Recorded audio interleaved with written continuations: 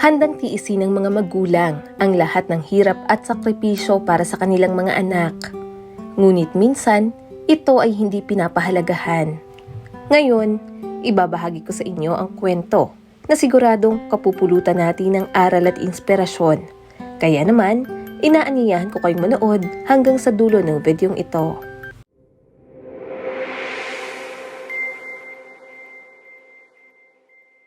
Nakatayo si Nora sa tapat ng bintana habang pinagmamasdan ang tanawin sa labas. Alam niyang malapit nang magbago ang kanyang buhay. Ilang araw na lang siyang mananatili sa bahay na iyon. Mayroon siyang pangamba ngunit hindi niya ito masabi sa kanyang dalawang anak na sina Anton at Tracy dahil ayaw niya nang dumagdag pa sa problema ng mga ito. Isang buwan na ang nakakaraan mula nang kumbinsihin siya ng kanyang mga anak na ibenta ang kanilang bahay dahil nangangailangan sila ng pera. Hindi matanggihan ni Nora ang kanyang mga anak. Labag man sa kanyang kalooban ang desisyong ito ay ginawa niya pa rin dahil hindi niya matiis na namomroblema ang mga ito. Mabilis na naibenta ang bahay dahil nasa magandang lokasyon ito at may malawak na espasyo. Kasalukuyan pa lamang tinatayuan ng mga bagong gusali ang mga kalapit na lugar kaya hindi pa gaanong mahal ang presyo ng lote. Marahan siyang tumayo mula sa kanyang upuan upang unti-unting iimpake ang kanyang mga gamit. Sinabi ng kanyang anak na si Tracy na tanging ang mga mahalagang gamit na lamang ang dalhin. Dapat ay pagkasahin niya na ito sa 2 maleta.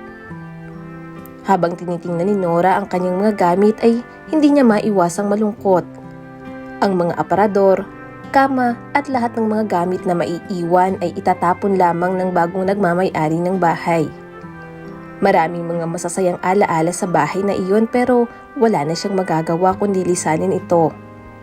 1 linggo lamang ang ibinigay na palugit sa kanya para makapag-impake. Ayon sa kanyang mga anak, ayaw sana nilang ibenta ang bahay kung hindi lang dahil sa patong-patong na problema at utang na kanilang kinakaharap. Sinabi rin nila kay Nora na hindi niya na kailangan pang mag-alala dahil pwedeng-pwede siyang tumira sa kanilang bahay. Mamimili lamang siya kung saan niya gusto. Alam ni Nora na hindi siya pababayaan ng kanyang mga anak kaya panatag ang kanyang kalooban. Halos buong linggo ay palakad-lakad siya sa loob at labas ng bahay para sulitin ang bawat sandali na naroon siya. Tapos niya nang iimpake ang 2 maleta at isang maliit na bag kung saan nakalagay ang ilan sa paborito niyang figurin at litrato. Noong sunduin ni Anton at Tracy ang kanilang ina ay nakasimangot ang kanilang mga mukha dahil sa dami ng mga gamit na dinala nito. Pero wala naman silang magawa kundi ang ilagay iyon sa sasakyan.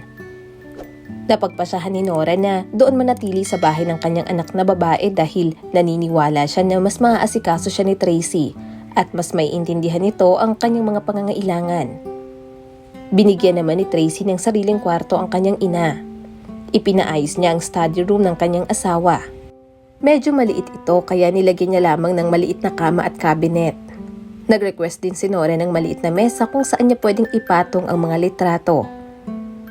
Noong ayusin niya ang kanyang mga dalang gamit, mayroon siyang iniabot na regalo kay Tracy. Tinanggap niya naman ito pero hindi man lang siya nagpasalamat. Sa paglipas ng mga araw ay napapansin ni Nora na parang laging nakasimangot si Tracy at pasigaw siya kung kausapin.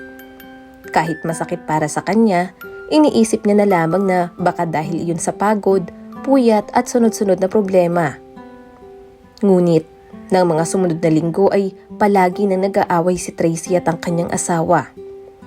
Ayaw pala nito na doon tumira si Nora dahil dagdag lamang ito sa mga gastusin at isa pang intindihin. Dahil sa paulit-ulit nilang pag-aaway, napuno na si Tracy kaya ang kanyang ina ang pinagbalingan niya ng galit at sama ng loob. Tinawagan niya rin ang kanyang kuya Anton upang sabihin na siya muna ang kumupkup sa kanilang ina. Makalipas ang ilang araw ay sinundo na siya ni Anton. Hindi naman lubos akalain ni Nora na napakasama pala ng ugali ng kanyang asawa. Napakabosi nito at madamot. Ayaw ng asawa ni Anton na naroon si Nora. Para sa kanya ay dagdag lamang ito sa problema at mga gastusin. Hindi niya pinapayagan si Nora na pumunta sa kusina para magluto o makapanood man lang ng TV sa sala. Hindi nila tinatawag si Nora upang kumain. Sa halip ay dinadalhan na lamang nila ito kung ano ang matira. Noong mga sandaling iyon, pakiramdam ni Nora ay para siyang preso. Nag-request siya ng TV sa kanyang anak pero ayon kay Anton ay wala pa siyang ekstrang pera. Sa paglipas ng mga araw, napapadalas na rin ang pag-aaway ni Anton at ng kanyang asawa at iyon ay dahil sa pagtira ni Nora sa kanilang bahay. Tinawagan ni Anton si Tracy upang kumbinsihin na baka naman pwedeng kunin niya na muna ang kanilang ina dahil pinag-aawayan nilang pag-asawa. Ngunit, ayon kay Tracy, dapat kung ilang buwan na natili si Nora sa kanila ay ganoon rin dapat kina Anton. Isinuggest ni Anton na dalhin na lamang nila sa Home for the Aged ang kanilang ina ngunit tumutol si Tracy. Ayon sa kanya ay ayaw nilang maglabas ng pera buwan-buwan para lamang masustentuhan ang kanilang ina. Ayaw rin naman ni Anton gumastos. Ayon kay Anton, hindi niya naman lubos akalain na magiging ganoon pala ang kanilang problema matapos ibenta ang bahay. Tumawa naman si Tracy at sinabing, binalaan na kita na magiging pabigat lamang siya sa atin. Noong mga sandaling iyon ay naglalakad pala si Nora sa loob ng bahay at aksidente niyang narinig ang usapan ng kanyang mga anak. Doon niya na-realize ang malaking pagkakamali na kanyang nagawa noong pumayag siyang ibenta ang sarili niyang bahay. Ngayong wala na siyang pera at ari-arian ay wala na siyang silbi sa kanyang mga anak. Masakit sa kanyang kalooban pero hindi niya magawang magalit o magsalita ng kahit na ano. Isang araw, napagpasyahan niyang pumasyal sa dati niyang bahay. Noong marating niya ang lugar ay hindi siya makapaniwala sa kanyang nakita. Wala nang kahit na anong baka sa lumang bahay. Sa harapan niya ay naroon ang bago at malaking mansyon. Habang pinagmamasdan niya ang lugar ay hindi niya namalayan ang dahan-dahang pagpatak ng kanyang mga luha. Hanggang marinig niya ang pamilyar na boses. Tinatawag siya ng dati niyang kapitbahay na si Emma.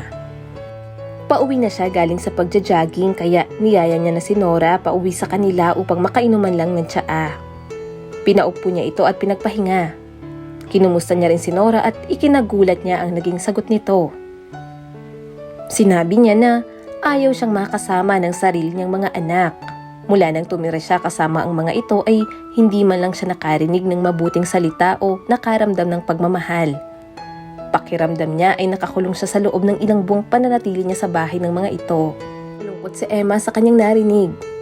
Ulila na siya sa mga magulang kaya naiinggit siya sa mga taong may tinatawag na nanay at tatay. Hinawakan niya ang kamay ni Nora at sinabi na doon na siya tumira kasama nilang mag-asawa ngunit tumanggi ito.